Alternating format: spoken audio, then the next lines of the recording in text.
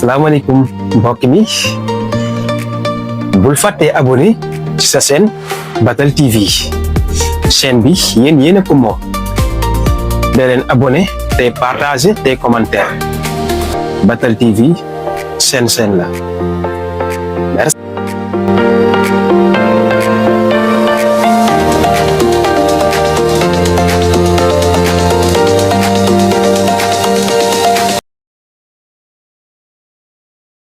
Asalaamaaleykum wa rahmatullah wa barakaatu waa mouvement Ngoy Ma commune ñu ngi leen di nuyu di leen ziare di leen jox seen wàccuwaay di leen ñaanal gudd fan ak wér gu yaram di nuyu kalifa diine yi di nuyu kalifa aada yi nekk ci biir commune Ngoy di nuyu autorités yi yëpp di leen ñaanal gudd fan ak wér gu yaram ñu ñëwaat rek ci programme mouvement Ngoy Ma commune ni ko mouvement bi di ko safoo ci ay programme am tey nag ñu war fee daral suñu sœur suñu xarit Khady Faye candidat au poste du conseil consultatif de la jeunesse ñu war a sax ak moom ay waxtaan ci li jëm ci ay mbébétam ci biir commune bi ak lan moo waral mu bëgg a doon président conseil consultatif de la jeunesse maanaam ay ambition am ak vision yëpp ñu war cee waxtaan kon nag Khady Faye la présidente bu fekkee ne yaa ngi en ligne rek mën ngaa dugg si nuyoog askan bi ñu commencé débat bi. Asalaamaaleykum waa Ngoy Ma commune ziar naa leen ñëpp ku nekk si groupe bi ñu nekk si groupe bi yëpp maa ngi leen di ziar bu baax a baax. a commencé ci coordonnateur beeg membre yeeg ba ci Ablaye Sène mi nga xam ne mooy modérateur bi maa ngi leen di ziar yéen ñëpp.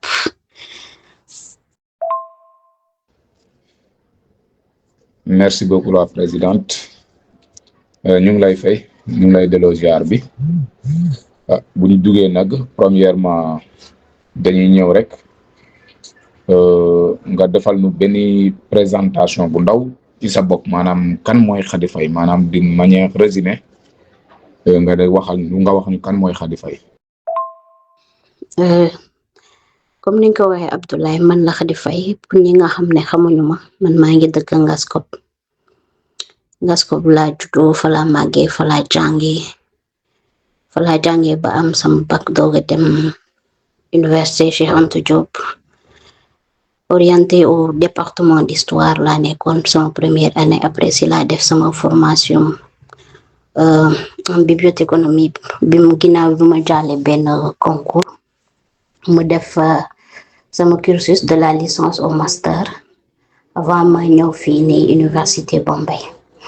je pense que loolu laa leen mën a wax ci gàttal ci sama parcours. merci beaucoup am na solo bu baax a baax ñu jéem a dugg ci waxtaan bi xëy na moom question bi moom candidat bu fi jaar moom war nga koo xaar quoi parce que moom comme ku nekk ci yéen moom dafa bëgg a jiite mu nekk le conseil consultatif de la jeunesse donc il est important moom mu xam maanaam le rôle maanaam nga ñëwal ñu ci le rôle du conseil consultatif de la jeunesse waaw. Merci beaucoup li ma mën a wax ci li ma mën a répondre du moins ci question boobu mooy le conseil consultatif de la jeunesse dafa nekk benn mën naa wax ne kuréel boo xam ne day nekk benn intermédiaire entre ministère ak jeunesse bi ñun ñi nga xam ne ñoo war a représenter jeunesse bi ñooy nekk benn link bi entre ministre bi ak suñu waa jeunesse mu nekk suñu jeunesse commune comme mu nekk suñu jeunesse département comme mu nekk suñu jeunesse bu région li ko waral nag mooy ñun dañoo nekk rek benn nit mën naa wax ne nit boo xam ne dafa yor ay kàddu yoo xam ne nekkul suñuy kàddu bopp mais dafa nekk kàddu yoo xam ne jeunesse bi moo ñu koy dénk pour ñu mën ko jottali pour mu mën a yegg si nga xam ne moom mooy ministre bi pour ñu mën a saafara seeni ay doléance donc en résumé mën naa wax ne conseil consultatif benn organisation la boo xam ne dañ ko féete pour au moins mën a gën a jege li ñuy wax askan bi. vrai que nag dina xaw a metti parce que man je suis séeréer d'origine donc olof bi dafay xaw a doy waar te aussi mënuñoo àddu si français tout le temps pour permettre ñeen ñi ngeen comprendre donc da ngeen ñuy comprendre rek. ok merci beaucoup la présidente bu ñu ñëwee rek ci beneen question ñu wax ne Khady Faye maanaam ban vision la aman ngoy wala département bi wala région bi wala au niveau national ba tax mu bëgg a doon la présidente du conseil consultatif de la jeunesse voilà. amal ngoy benn la que mu nekk ngoy que mu nekk Bombay que mu nekk Diourbel la région vision bi benn la mooy développement te développement képp ku koy wax day commencer ci jeunesse ak jeunesse bu mënti doon ko mu xam bu jàng ko mu xam bu jàngul ko mu nekk beneen jeunesse l'essentiel jeunesse bi daal moom mooy priorité bi te kuy wax développement nag il faut que nga wax jeunesse parce que jeunesse bi mooy base bi ban jeunesse bi nga xam ne dafa dëkk ci biir localité bi jeunesse boobu noonu lañ toog taxaw def jàngat parce que aussi jàngat la bien vrai que nag daanoon na commencé woon naa ko mais je dirais que nekkul woon benn impact boo xam ne nit ñi mënoon nañ ko gis en fait dafa nekkoon loo xam ne dafa làqatu woon donc tey jii ni bu ma amee opportunité mën a bokk ci benn organisation boo xam ne dina ma permettre ne serait-ce que ma mën a réaliser dara ci sama biir commune appuyer jeunesse bi waxtaan ak ñoom jege leen xam li ñu bëgg ak fi ñu jëm man je pense que loolu mooy opportunité bi gën a mag pour ma saisir ko tey jii nii certes nag yeguma fenn fi mais jot na quand même ma impliqué wu ci doxalinu ngoy ak nan lay fonctionner pour ma mën leen rendre bu nekkee ne benn tuuti la sax as tuut ma jëriñ ko sama localité parce que tamit bu nekkul dara tamit sama localité def na ci man dara parce que permettre nañ ma jàng permettre nañ ma génn peut-être acquérir na benn as tuut ci expérience boo xam ne mën na ma permettre tey jii ni ma wax ak sama askan jële leen fenn fi yóbbu leen fenn fi même bu fekkee ne diggante bi ma leen jële ak fi ma leen di yóbbu sax benn benn laps de temps lay doon loolu moom moo ma motivé te tey jii ni man yaakaar naa ne jeune bu nekk jàngee fenn ba yegg fenn fi wala nga defee dara ba am fenn fi war nga mën a xalaat sa localité bi nga jóge war nga leen di gestu tout le temps wala nga leen di xalaat lu nekk parce que ñun tamit quoi qu'on puisse dire amuñu lépp dara fenn fu dul suñu ay localité ngoy lañ juddoo ngoy lañu dëkk ngoy lañ xam kon tey jii ni bu fekkee ne dañoo am benn opportunité pour mën a taxawu pour que suñu jeunesse évolue man gis naa ne toute personne ñun jeunes yëpp ñun ñoo ko war a saisir sans hésitation. merci beaucoup voilà juste comme ni nga ko waxee noonu mu am solo trop ñu ñëwaat rek maanaam bu ñu ñëwee maanaam Khady Faye maanaam yan projet la Khady Faye tey mais boobu bu Khady Faye ñëwee mu mën koo tegal jeunesse bi bu jeunesse bi mën na impliqué ci activité yi nga xam ne moom la commune bi di amal te ñu jagleel ko jeunesse bi wala Khady Faye day xaar boo egsi ba pare door a wér ay projet bëggoon nañ nga ñëw ci loolu ko. Abdoulaye yan projet la Khady tegal pour jeunesse bi en fait la première chose bi ma lay wax mooy jeunesse bi la plupart d'entre ñun su ma waxee ñun c'est pas juste ñi nga xam ne on a étudié mooy ñëpp jeunesse bi sans exception ñëpp dañoo manqué en fait li ñuy wax information et te dañ laa wax ne ngeen jégal ma dinaa si dugal benn proverbe boo xam ne peut-être français lay doon qui détient l'information détient le pouvoir te information dafa toll foo xam ne tey jii ni boo ko amee amaana mën nga dem wala mën nga réaliser lu bari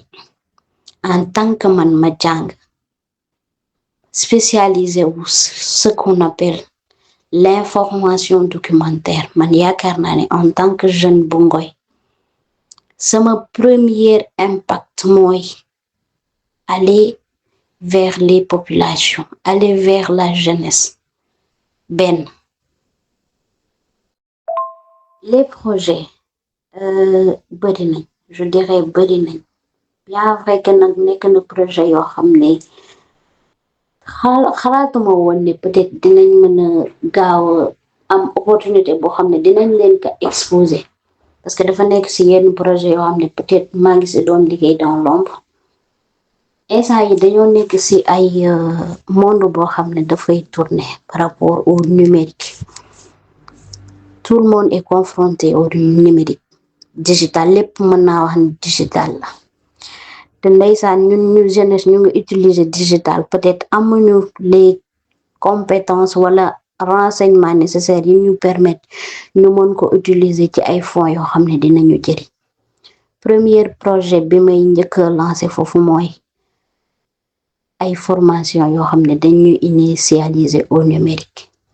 bu ñu jógee foofu noonu suñu localité xam nañ ne à part kii nu mu tuddati bay ak élevage amuñu beneen activité bu ñuy def or te élevage bi ku nekk xam kii astafurla agriculture bi ku nekk xam na ne hivernage kese lay nekk du coup man yaakaar naa ne war nañ mën a xalaat mbéy boo xam ne du nekk période hivernage kese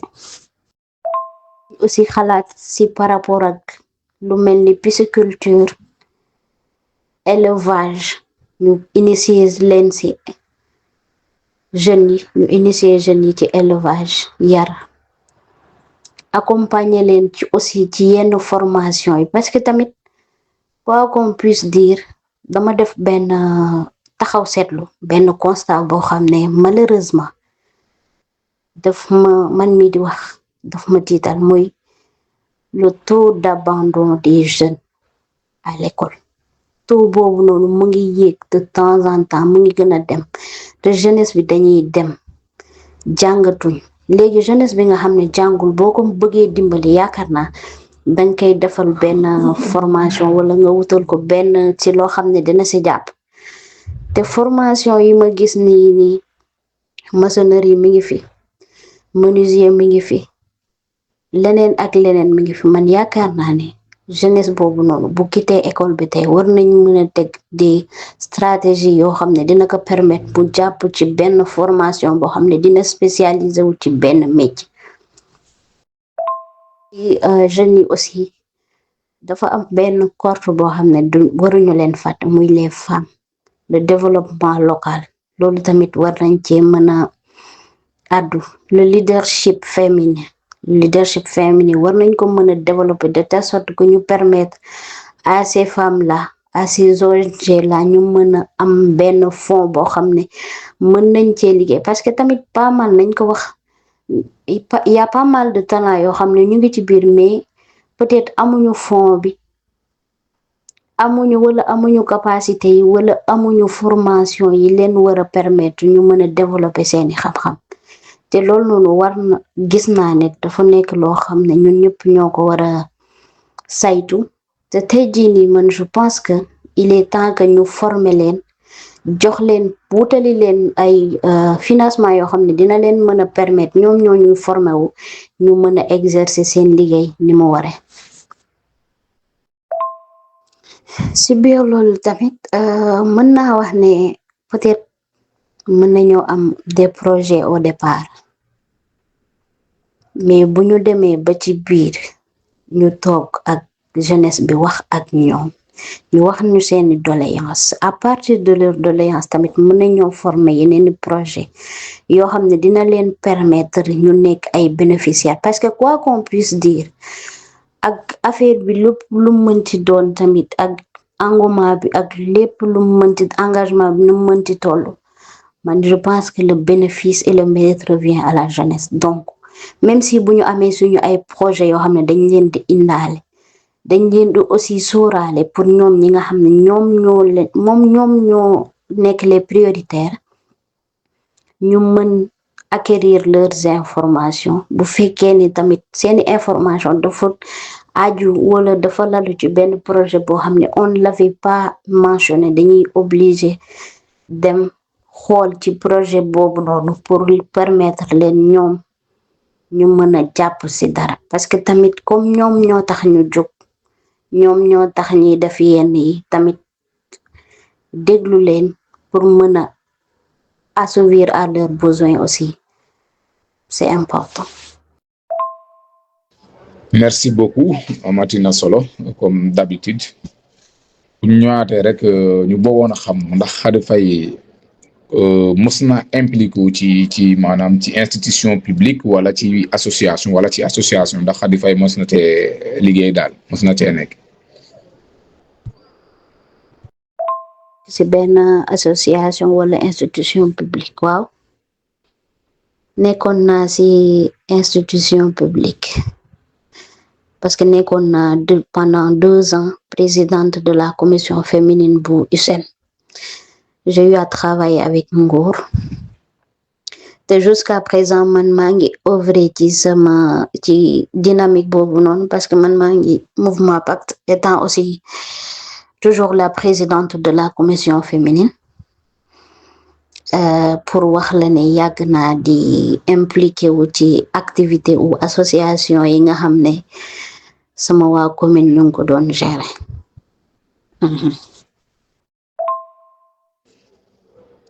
ok merci beaucoup mu nekk lu am solo voilà comme ni nga ko waxee foofu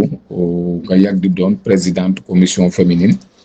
et ci ñu taxaw seetlu ne aussi ci activités yi nga xam ne moom la jeunesse su Ngoye di amel dañuy gis ne maanaam taux de participation jigéen yi day tuuti trop ñu bëggoon a xam maanaam yan pexe la Khady Faye war a teg bu maanaam fexe impliqué jigéen yooyu ci biir activités yi nga xam ne ñooy am ci biir commune bi. loolu moom dëgg la dama gis ne Ngoye moom mu ko yàlla baal la plupart des femmes filles impliqué wuñu ci ay activités yu bari man nag damay essayer comprendre pourquoi qu'est-ce qui se passe mais mën naa jël yenn exemple peut-être désintéressement wala ñu dégg ay rumeurs comme je le dis yoo xam ne dañ leen di persuader pour ñu bañ a bokk ñeneen ñi tamit dañuy ragal ils ont peur de l'opinion ma wax leen benn affaire gis nga période bi ñu toll nii tout un chacun ou tout un chacune doit être impliqué et engagé parce que affaire yi quoi qu'on puisse dire gis nga lépp lu mënti doon ak lépp loo mën a dugg que mu nekk association communale que mu nekk association seen goñ wala quoi qu'on puisse ak association boo mënti nekk même boo ci amul xaalis di nga ci am expérience ak loo ci mënti ñàkk jële di nga ci am expérience di mën a teg pour ñu ñëw il va falloir ñu booster leen bu baax parce que tamit quoi qu'on puisse dire peut-être jànkonte na ak ñenn ñi mais xam naa ne il faut ñu booster leen ils ont besoin d'être boostés d'être engagés d'être informés d'être sensibilisés surtout sensibilisation bi toog waxtaan man gëm naa ne si côté boobu noonu il faut ñu toog waxtaan démystifier certaines rumeurs certaines informations yoo xam ne ñu ngi circuler à ce que peut-être ñenn ñi da leen di permettre ñoom ñu complexé wu peut-être ñenn ñi ñuy permettre que diw dafay wone wala dafa waane certains préjugés yoo xam ne tënk nañu bari ñoo xam ne yàlla xam na ni peut-être am nañ ay idées am nañ ay idéologie yoo xam ne buñ ko tegee dina avancer te ñoom ils sont pas engagés donc lenn laa leen di mën a def wax mooy nañ engageons-nous en tant que femme Ngoye bu jigéen bi man je peux dire que il faut que ñu booster il faut que ñu sensibiliser leen la sensibilisation reste le meilleur moyen sensibiliser leen sur le faux ñu toog waxtaan laaj ku nekk peut-être la plupart qu'est-ce qu'il y a qu'est-ce qui se passe lan moo leen di bloquer parce que aussi loolu c'est important loolu ça va leur permettre au moins boo amee une petite échantillonnage par rapport à la population cible di nga mën a permettre au moins nga am yenn jumtukaay pour xam nan ngay def pour engager leen motiver leen à ce que ñu won leen à ce que ñu wone wala ñu participer ci yenn activité